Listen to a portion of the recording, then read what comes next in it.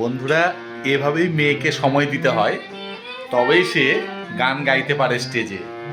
তাই আজকে সন্ধেবেলা একটু বসেছি ওই রিহার্সেলে, রেওয়াজে বসেছে, আর আমি চুপ করে ভিডিওটা করছি।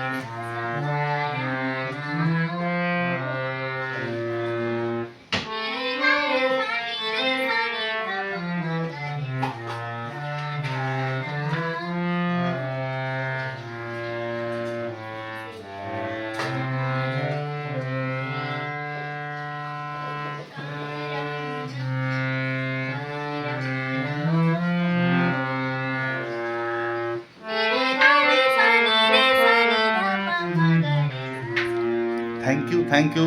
সবাই আশীর্বাদ করো ও যাতে বড় হয়ে একজন শিল্পী হতে পারে।